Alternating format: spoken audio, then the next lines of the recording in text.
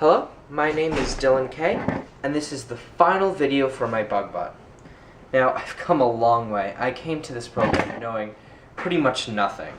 But now, at the end of the project, I know how to read schematics. I know capacitors, resistors, inductors, LEDs, all of them, how they work, how they function, how to utilize them. And really, I've learned knowledge of coding and almost everything I've learned from doing this BugBot.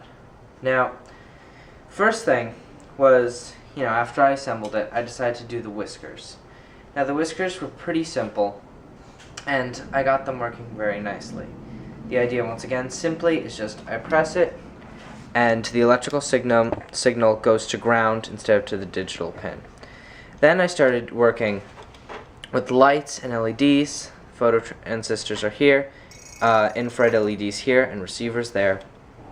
And once again, I just learned more of how to deal with it in the coding and just exactly how they worked in the electronic manner.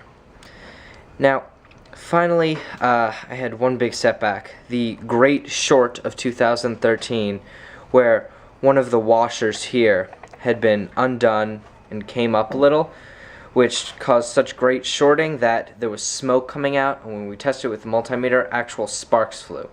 Because of this, both me and my instructor burned our hands. But after all that was sorted out, I had to go through many different stages where I tried to fix the problem.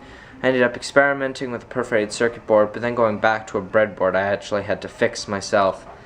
And now I'm finally at this completed product, and you can see demonstration of it in my third milestone, where it's able to back away from the edges, seek shade, and will respond when the whiskers are pressed. And so the implications of this is pretty big. If we can create animals, essentially, out of robotic parts, we can possibly have them deal with some ecological problems, and really it just opens up a whole new field once we get it a bit more intelligent and able to survive on its own. There's some places I'd like to go with this project. Possibly have some defense mechanism where it wheels out a gear and that, shoots out a bolt whenever it encounters something with its whiskers. And so that's a further step, but as of now I'm very satisfied with my BugBot and I've learned a lot from it, and I really enjoyed the program and the opportunities it gave me.